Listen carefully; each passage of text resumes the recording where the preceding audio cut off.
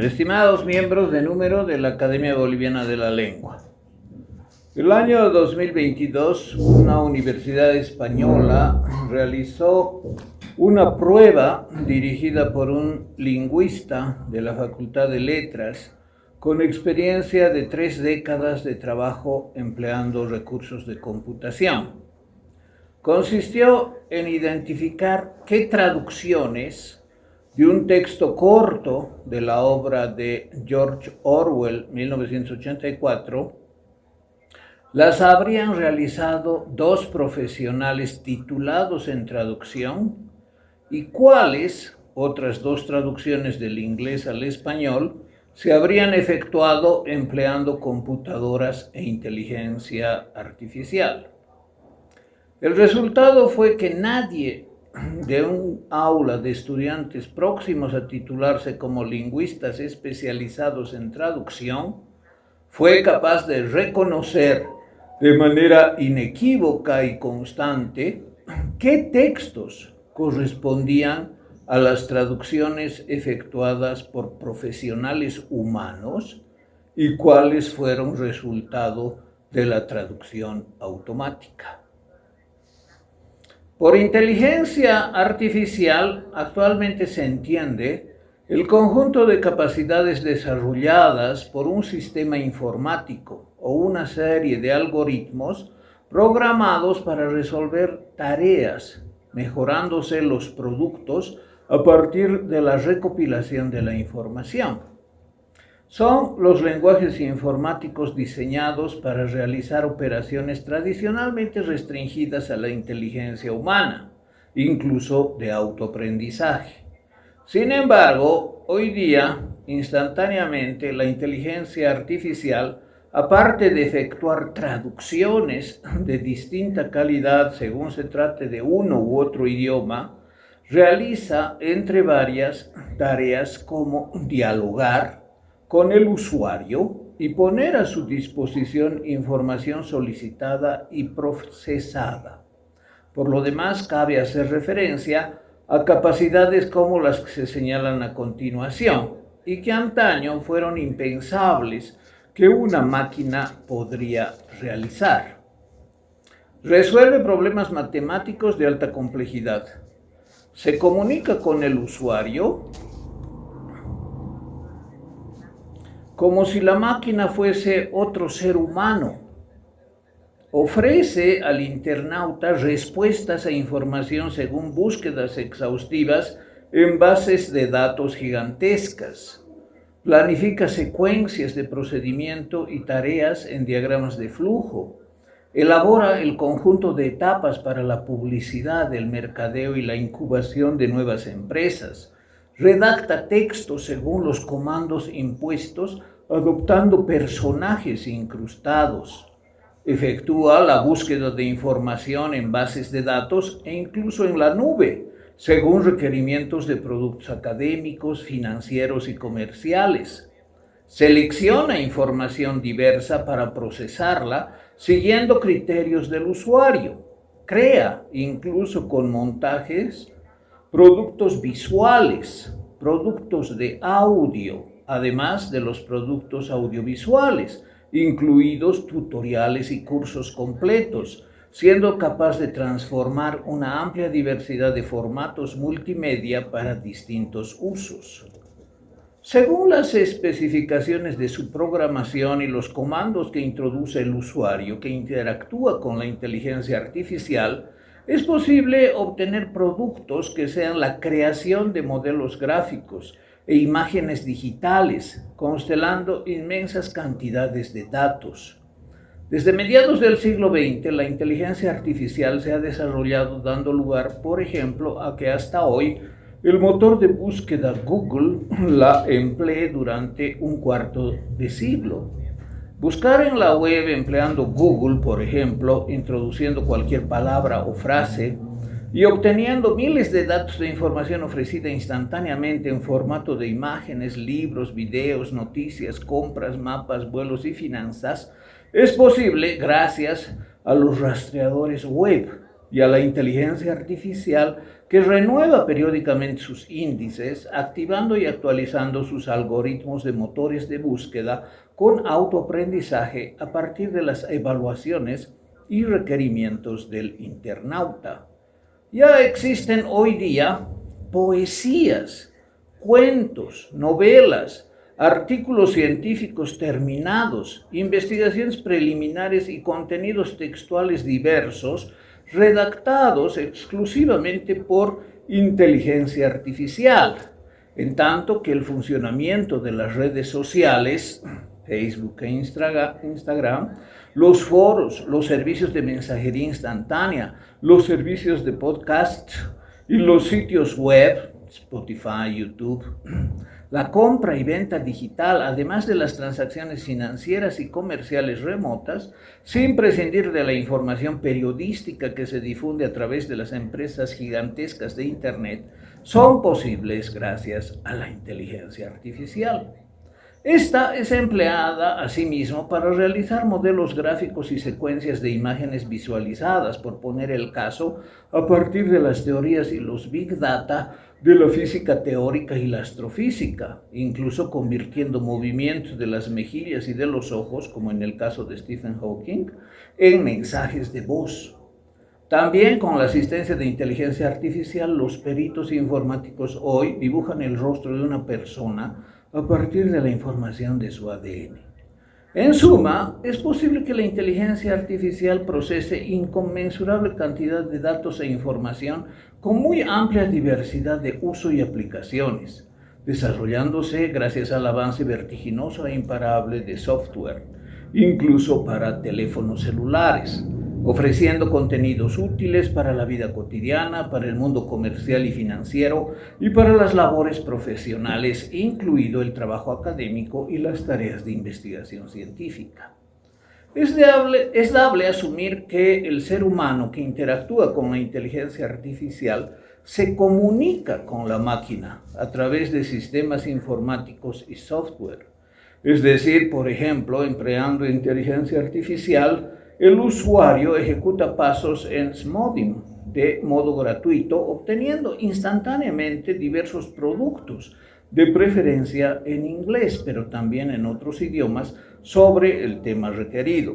El producto, máximo de 3 párrafos, y si se paga con una extensión mucho mayor, puede ser un texto redactado totalmente por la inteligencia artificial en alguno de los formatos que se señalan a continuación.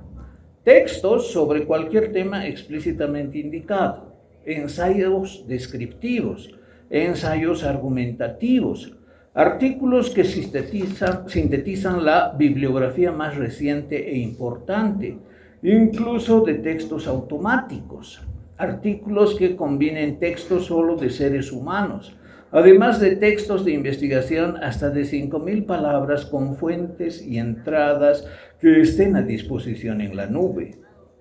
Hay más. La inteligencia artificial permite la evaluación de la labor de generación de textos automáticos y facilita la mejora de los mismos en interacción con el internauta. Si bien la comunicación se da a través de textos escritos con afirmaciones, comandos y preguntas concretas, actualmente es posible la interacción oral con expresiones verbales que el usuario emite y oye de la máquina. La asistencia de la inteligencia artificial facilita actualmente el aprendizaje virtual de lenguas con tutores virtuales no humanos, con pruebas escritas automáticas y con corrección de la fonética. En la elaboración de textos cabe destacar la disposición de diccionarios electrónicos que se parafraseen las citas y que se apliquen correctores ortográficos y gramaticales. También la detección de autoría y de plagios, la colación automática de variantes textuales y los análisis cuantitativos incluso de bases de datos gigantescas. Además, cuando la traducción la hace un ser humano, la inteligencia artificial le ofrece medios como la asistencia de la máquina con memorias de traducción, el empleo de extractores y gestores terminológicos y la aplicación de diccionarios de traducción. La interacción del usuario con la inteligencia artificial, particularmente con el propósito de entablar conversaciones con los robots, chatbot, se ha logrado gracias al desarrollo de la lingüística computacional, que procesa los datos de manera que las respuestas del robot aparezcan en lenguaje humano. En más de 70 años construyendo robots, la tecnología ha logrado la simulación del comportamiento verbal mediante programas ampliamente usados, por ejemplo, en marketing, con respuestas programadas según los requerimientos de los internautas, habiéndose consumado procesos de automatización que permiten funciones notables. Por ejemplo, cabe destacar los reconocedores y sintetizadores de voz, el dictado de mensajes, la transcripción y el subtitulado, la aplicación de la interacción de los seres humanos con máquinas para comandar automóviles, los tutoriales de pronunciación en el aprendizaje de lenguas asistido con computadora, la búsqueda de audiovisuales y la lectura sintetizada de textos. El usuario, por ejemplo, empleando la inteligencia artificial denominada ChatGPT, formula preguntas al robot que las entiende y las responde, en especial en inglés. Según Heidegger, la filosofía no es un conjunto de respuestas que cabría memorizar, sino la continua formulación de viejas y nuevas preguntas, admirando y reelaborando las ideas y las respuestas provenientes de los grandes pensadores. Por ejemplo, una pregunta que la filosofía contesta una y otra vez es: ¿qué es el lenguaje? Se trata de la construcción de definiciones fundamentales que se han constelado como parte de los sistemas. Si se tiene en cuenta la definición del hombre formulada por Aristóteles, se encuentra su célebre frase, zoon logon echon, que mienta la esencia humana.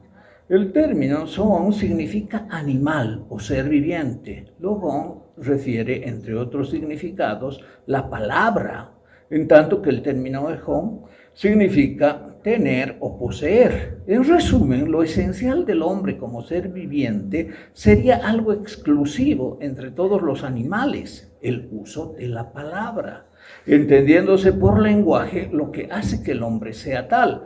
De esta manera, la interpretación popularizada de la sentencia aristotélica como el hombre es el animal racional solo es posible aceptar como una traducción pertinente si por racional se entiende la capacidad del hombre de ser usuario del lenguaje.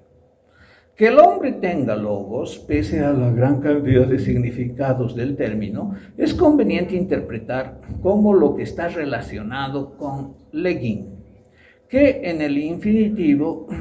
es el infinitivo y significa hablar.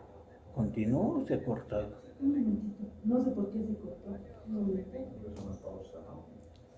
Recording in progress. Ahí está.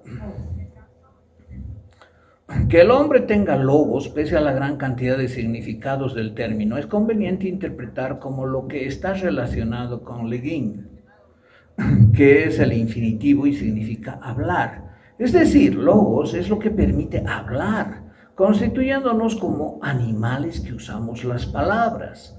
Es palmario que esto no se refiere a la repetición de palabras que, por ejemplo, realice un ave. Se trata de la formulación de palabras con sentido. Expresa las intenciones del hablante, haciendo uso racional, por ejemplo, de la lengua griega que Aristóteles empleó para el desarrollo lógico de la ciencia y la filosofía, dando lugar a un diálogo interminable que es parte del patrimonio de la humanidad. La actividad de los filósofos, la filosofía como producto de realización de una parte esencial del ser humano, consuma la vocación universal de pensar por uno mismo, empleando el lenguaje, incluso cuando el contenido de los conceptos excede los significados de los términos y es necesario crear nuevas palabras. Etimológicamente, la palabra vocación, del latín vocare, significa llamar. Con una amplia extensión de a quienes concierne, el concepto refiere el deseo de realizarse humanamente mediante la actividad de pensar, presuponiendo que mediante el conocimiento la persona responde al llamado de alcanzar el fin de saber los estados de cosas del mundo. En ese sentido, es adecuada la afirmación que sentencia que todo hombre es filósofo y que al ser humano le caracteriza la apropiación de certidumbres que orienten su vida. Aristóteles dijo: Pantes anthropoi toi denai oregontai physei, es decir, todos los hombres desean saber por naturaleza. La palabra griega theorein, de donde proviene el término teoría, está relacionada con mirar, thea, y significa contemplar o asistir a una presentación teatral, theaomai.